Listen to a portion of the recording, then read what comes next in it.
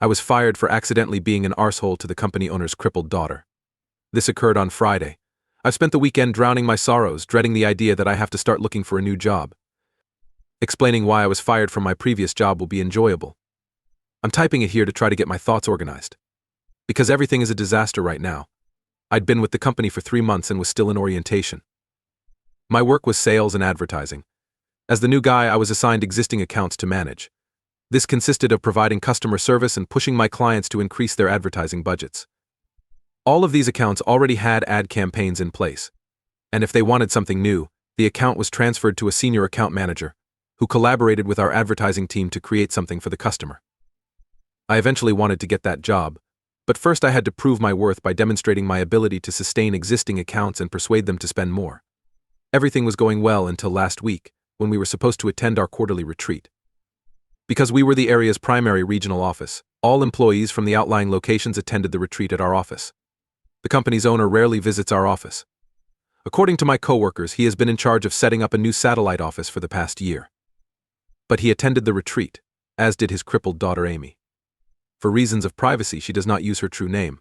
One of my coworkers informed me that Amy worked at one of the remote offices and that I would probably not have much interaction with her, but I should be polite. That felt like a no-brainer. I'm polite to everyone, whatever. I won't claim to be an expert on Amy's condition, but she appeared to have juvenile characteristics and struggled to articulate herself. She also had some issues with motor skills. I will relate my single interaction with her before to the incident. I went to refill my coffee and Amy was in front of me, getting hers. I observed her struggle to add condiments and put the lid on, so I respectfully inquired if she needed any assistance. She thanked me, claimed she did, and allowed me to finish cooking it. While I was cooking it, she stated she disliked coffee. But her father forced her to drink it because she needed to, in a loud voice and constantly attentive.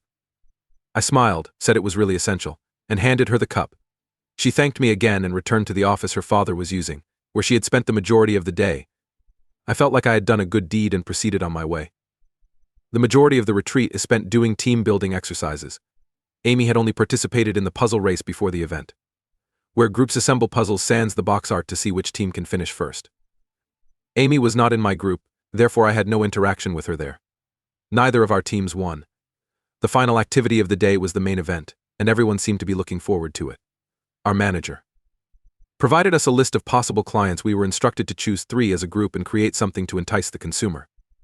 We were told that we would be graded on our originality. My group told that we could create drawings, slogans, jingles, or whatever we wanted. Each member was supposed to work on one separately and then collaborate with their group to polish it before presenting it to everyone. It was kind of a huge deal because at prior retreats, there would be clients on the list who the owner was almost ready to bring on board, and if you impressed the owner, you might just get that account. I created a jingle, rhymed a few words, and recorded it. It was stupid, but it suited the brand. My group gave me some suggestions, we made some changes, and I recorded the finished result for submission. I supported my team with their tasks until it came time to turn them in.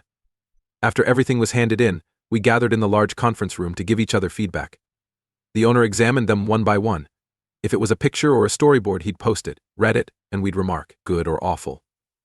There were several that were fantastic and received numerous accolades, as well as some that were horribly horrible and made us laugh as a group. The senior account managers clearly did not care about the exercise or put much effort into their pitches. Regardless of the feedback, nobody seemed to be unhappy or offended.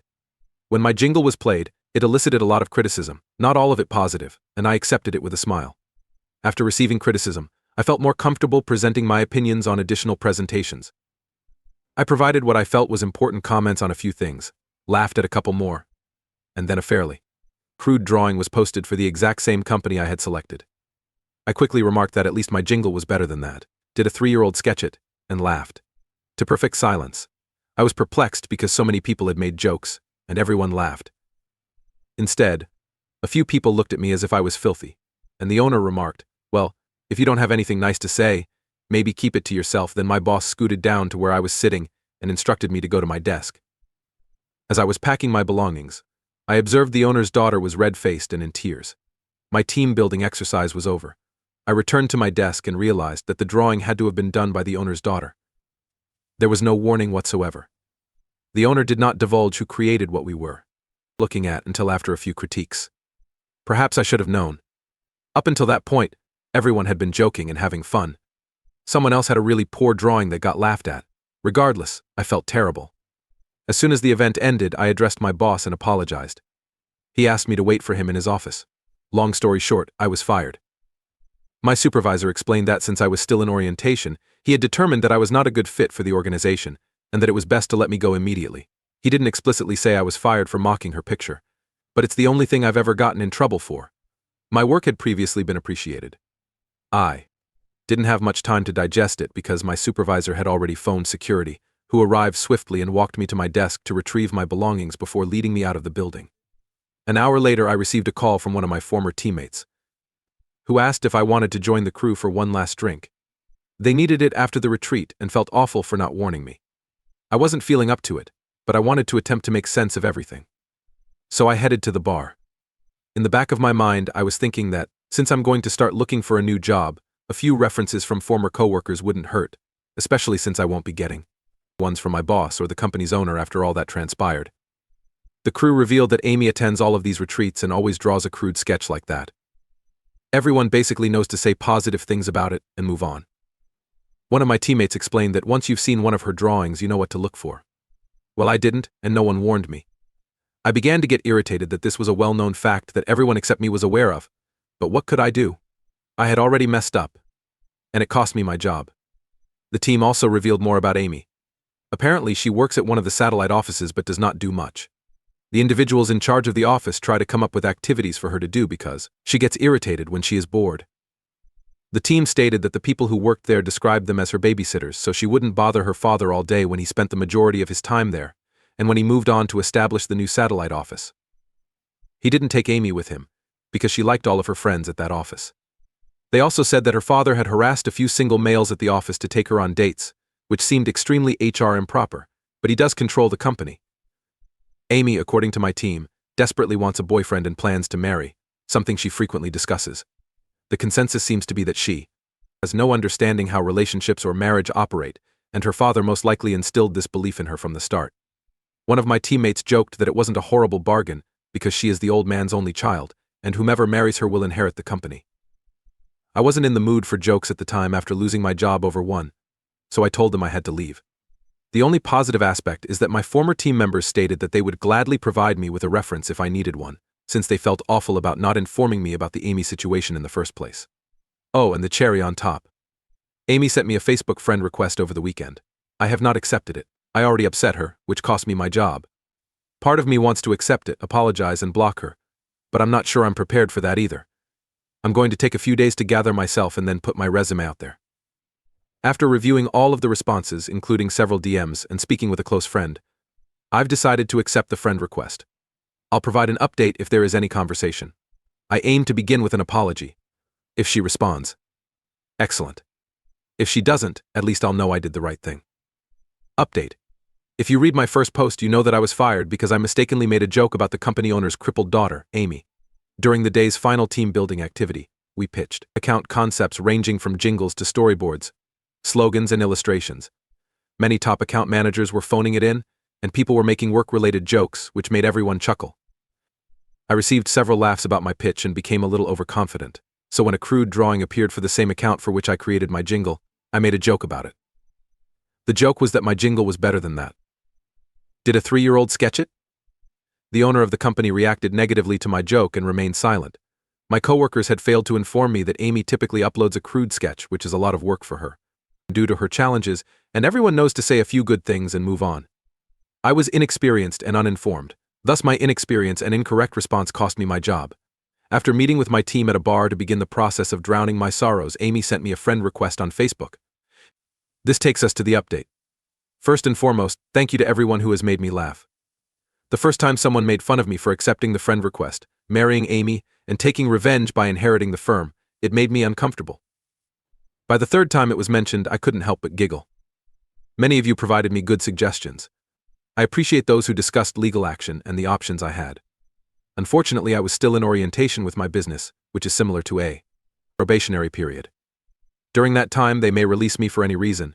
They may fire me for wearing the wrong color socks. To be employed, I had to sign an agreement stating that I understood this.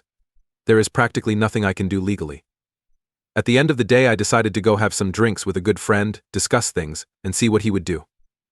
Dave has been my best friend since we were in elementary school. We definitely spend more time together than some real brothers. Dave truly believed that you should accept the friend request, apologize, and clear your conscience, Guy. I am getting us another round of shots. He knows me better than anyone else, and he understands how much shame I would feel. I shared it here, because it bothered me.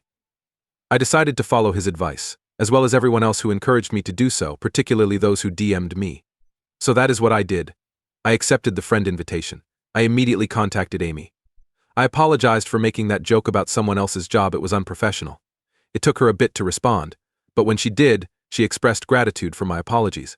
However, she stated that she sent me the request to apologize for losing my job as a result of it. I told her she didn't have to apologize, and there was another long wait before she requested if she could copy and paste something to me. I didn't know what it was, but I said she could. She pasted a generic statement that she had obviously spent some time on. I don't want to type it word for word, so I'll paraphrase. Hello. My name's Amy. Please excuse me if I am sluggish to react. I have a brain damage as a child, thus typing takes a long time for me. There was more to it, but those are the basics. I responded that it was not an issue and she may take as much time as she wanted. Amy and I ended up texting until about 3 a.m. No, we did not fall in love. We're not going on a date. I'm not planning to marry her for revenge or to take over her father's business. However, I believe I would like to be friends with her. Not because I feel sorry for her, but she's a genuinely kind person, and everyone could benefit from having a few such friends. We spent a long time talking about her. That's just the way it went, so I asked her questions because she seemed at ease talking about it. Amy was in a vehicle accident as a child. She was in the car with her mother when they were hit by a drunk driver while returning from a birthday party for one of her classmates. Amy's mother died, and she suffered a brain damage that has affected her motor skills. People assume she is intellectually challenged since it makes it difficult for her to speak and conduct simple tasks such as getting dressed and making coffee. She was placed in special education as a result, but she persevered and graduated from high school. She even wanted to go to college, but her father opposed the idea. Her life has been difficult because she struggles to communicate with others. The conversation ends before she can finish a whole sentence. She can type slowly, but most people prefer not to type when they are face to face. She even stated that when she's not working, she sometimes carries a tablet and pretends to be silent since it's easier. We eventually returned to the drawing and my horrible reaction to it. She wasn't offended by my remarks since she assumed I didn't understand. She became upset because she felt all hell was about to break loose and had no method of communicating with anyone. She was furious when she discovered I had been dismissed and attempted to speak with her father, but he refused to listen. She is perfectly aware that many people at the company only pretend to be friendly to her because she is the owner's daughter, but she does have a few friends at the satellite office where she works who are more understanding of her impairment. She becomes frustrated since she cannot actually participate, but she is relieved when they can find busy things for her to do. It may take her all day to complete a task that another person could complete in a few hours, but it is preferable to sitting about bored all day. She understands she is a burden and a problem to her father while he is present, but he is her father, and she adores him. She wishes every day that she was a daughter he could be proud of, not a burden. She tries to communicate with him by email and text messages, but he usually does not react.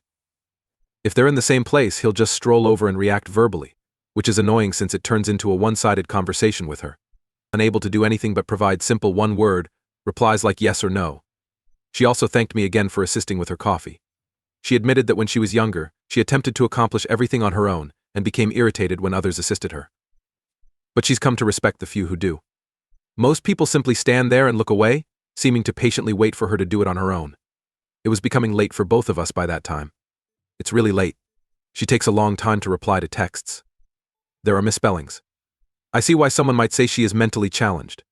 I mistakenly described her in my initial post as having infantile traits. When she attempts to force words or emphasize something, she becomes very loud. This makes her sound more like an eager toddler than an adult attempting to converse. We closed our conversation last night by agreeing to talk again sometime. She asked if I had seen the first episode of House of Dragons, which I had, and whether I wanted to chat about it after she did. I told her that I would love to. So that's it for the update. Sorry to those who anticipated me to seize her father's firm. I'm not doing that. However, talking to Amy made me feel much better. I'm not sure how I'll handle the dismissal at my next interview. Although a couple of you advised I just leave a gap on my resume, which I may do. I doubt there will be any future updates, but this is a brighter ending than my previous one. TLDR because a couple people requested for it in my initial post. I lost my job, but I might have made a friend. She loved House of Dragons. Please do so and click the notification bell to remain updated on more disturbing real-life tales happening around you.